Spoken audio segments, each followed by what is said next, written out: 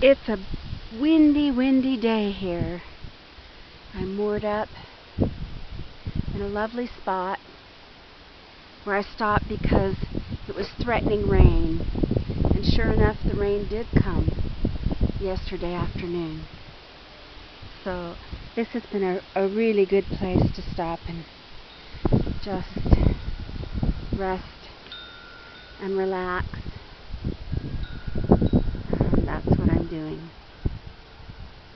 I don't travel when it's windy because an 18-ton boat on its own in the wind is a hard proposition to be moving. There are people traveling today, but I'm not one of them.